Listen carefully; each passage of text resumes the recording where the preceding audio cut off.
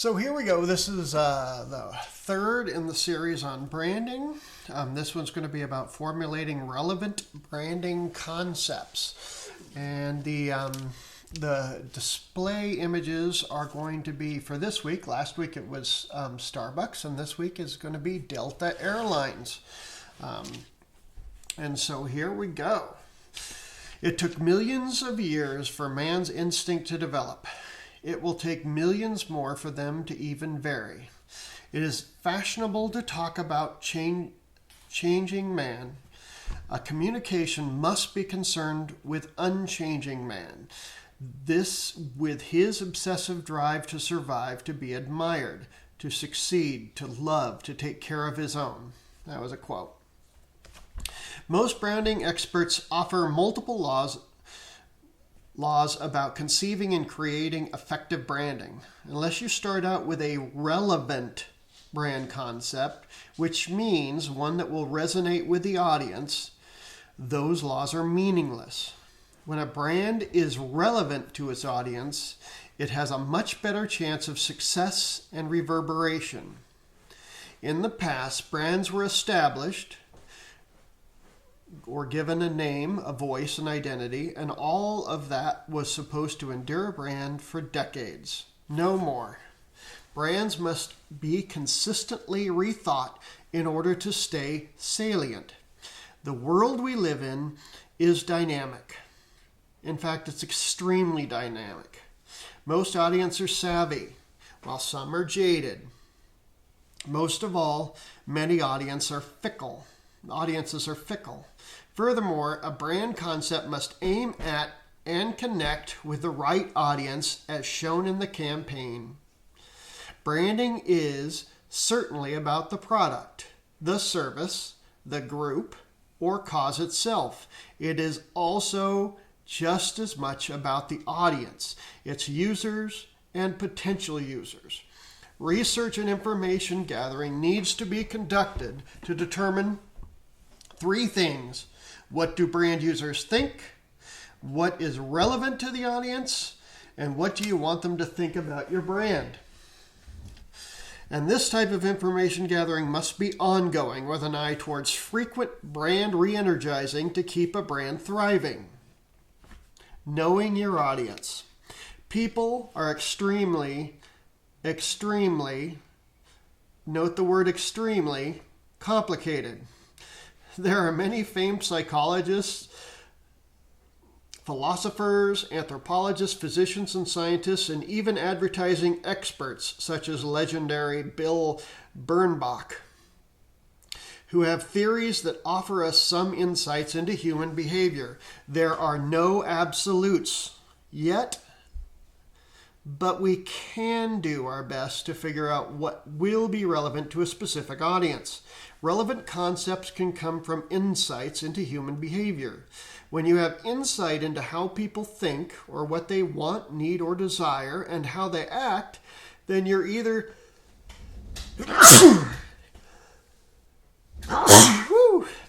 an astute social psychologist, a sharp social anthropologist, or a top designer, or a creative director. Branding and advertising professionals must have a handle on the human psyche. Creative professionals rarely have training in psychology, but like many of us, are drawn to branding and advertising for the reason that it combines design, creative thinking, and keen perception into people. It is usual practice to utilize research about your target audience. The research methods may take various forms: focus groups, information gathering, questionnaires, consumer stories, demographics, consumer panel discussions, or even test groups. There are market research companies that specialize in such research. Some advertising agencies and design firms conduct research on their own. Usually account managers would take on this particular function. So social psychologist studies. Branding, advertising, and marketing often turn to social psychologist studies on consumer behavior. which means how consumers make decisions about which brand to purchase and how consumers make choices in the short term over the long term. Studies of how consumers perceive brands and advertising are also of value to advertisers and marketing professionals. These studies are usually part of market research and taken into account in the formulation of strategy. Other psychological factors that may come into play stem from people's cultures, people's groups to which they belong, economic class, age, gender, and brand communities. Social anthropologists are often called upon to determine how consumers make brand decisions through the different stages of their lives. Basically, the social psychologists are saying that all you are factors into your decision-making process, your family, your culture, your values, your friends, your aspirations, your basic drives, ability to process information, cognitive abilities and defenses, rituals, habits, communities, and problem-solving abilities.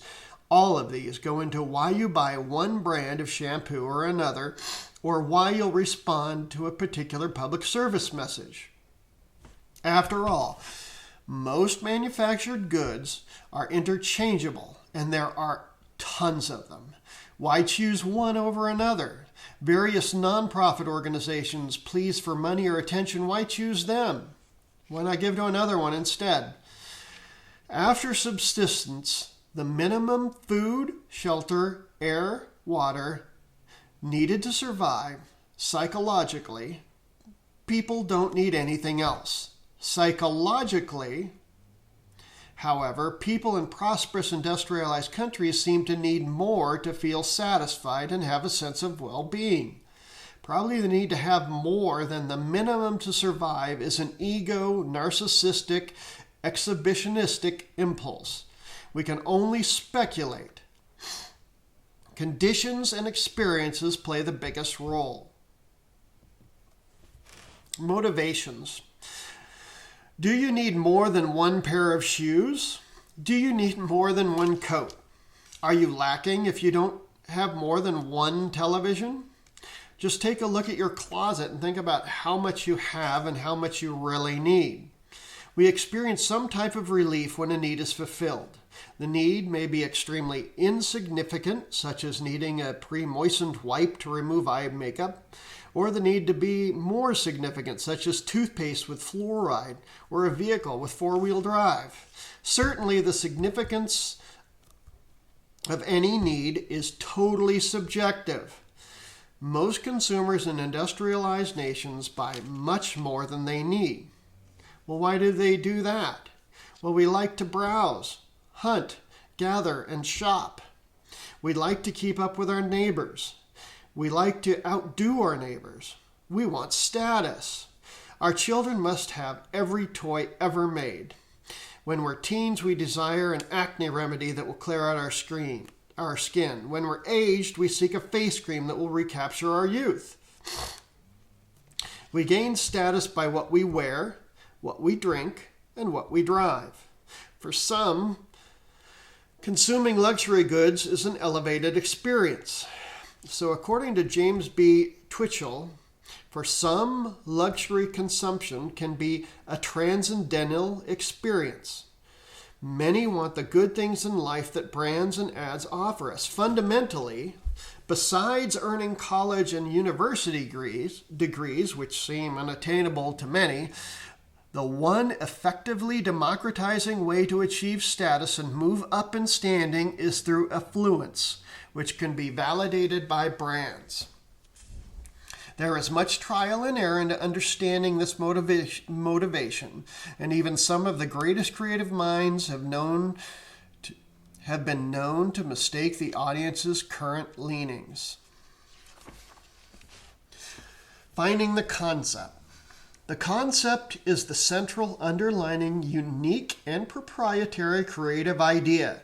It is the thinking behind the graphic design or advertising that distinguishes and differentiates a brand, communicates a message about a brand, brands in the mind of the audience, and motivates the audience to purchase the product, try the service, or act on behalf of the social cause or in response to the social cause's message.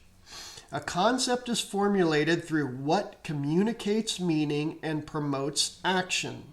A concept comes as a result of reflecting on the research, strategy, audience, advantages of the client's brand, intuition, feeling, and visualization. Concepts across brand experiences. A concept must be strong enough to be a foundation for all the planning and flexible enough to adjust in a consistently engaging manner across all applications. Each type of brand application, whether it's digital or print, conventional or unconventional, is its own animal. Each application must be carefully considered for how it can best carry the brand concept and create a positive, relevant experience for the user. Each application must also be thought of as part of a whole brand experience, creating a sound that will coordinate sympathetic vibrations with all the other sounds. What links the brand experience is, first and foremost, a unique, flexible, differentiated concept that grows from the brand essence by using the brand voice and how these collaborate to connect with an audience. Brand essence. Brand essence is the essential points or aspects of a brand condensed into a central conception, and it can be the point of departure of finding concepts for individual experiences or for an entire brand experience. A central conception relies heavily on how a brand casts itself, or how it sets its personality, and what the brand is saying. So, brand essence, here's what we're about. We symbolize something. We embody something. This is how much fun we are. This is how exciting life can be. We have the lifestyle you want. You can identify with us.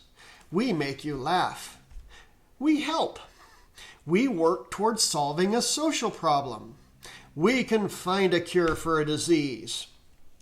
You can depend upon us because we are reliable, consistent, authentic, well-made, the original, stylish, cool, respectable, fast, considerate, self-effacing, honest, ethical, and amusing. How the brand directly affects you means this. Your appearance will improve. This is who you can look like. Your game will improve. Your life will be enhanced. You can help yourself. You'll save people by not allowing friends to drive drunk. You can help save a life. This is what will happen to you. Before you looked like this before, you looked like this before. This is how you'll look after. This is who you can look like. You'll be as beautiful or as handsome as fill in the celebrity of that particular moment. You can jump like Kobe Bryant. You can hit the ball like Tiger Woods.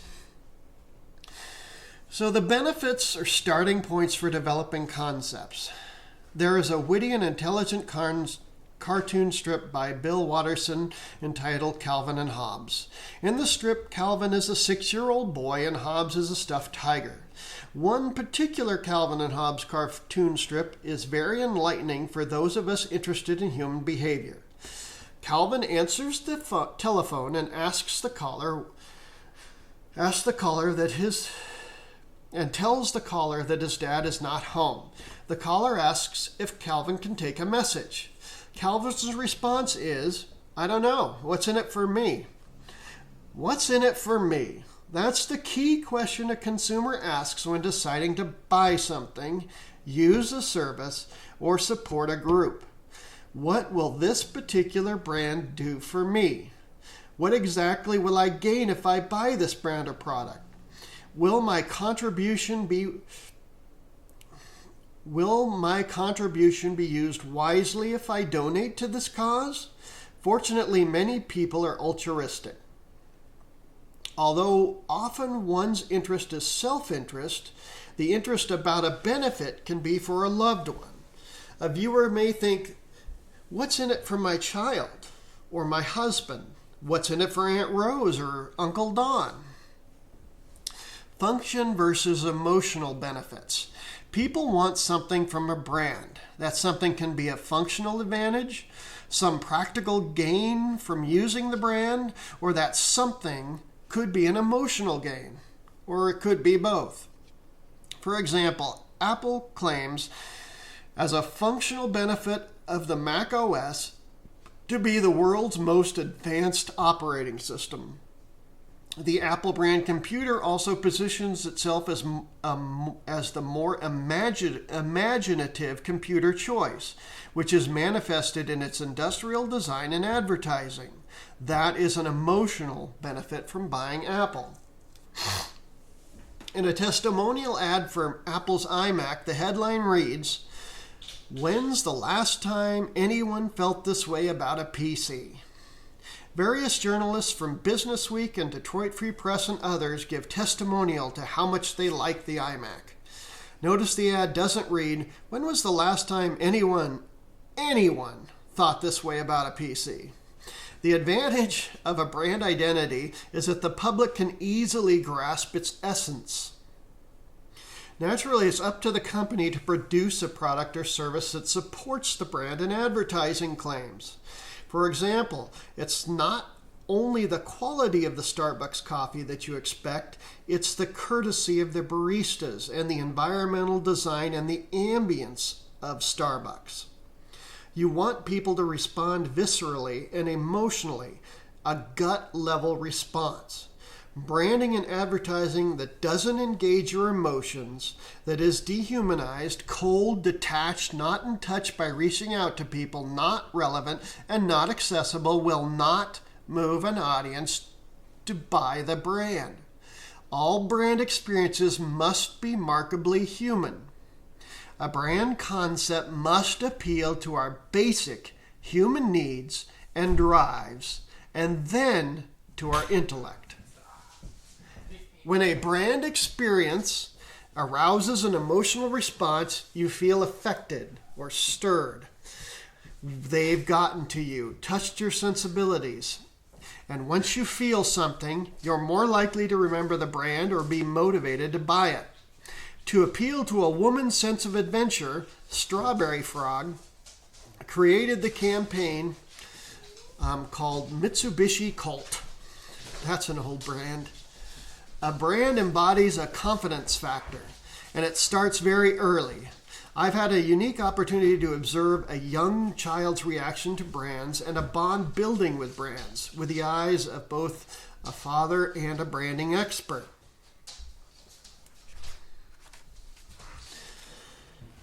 At younger than the age of 1, Hannah recognized logos.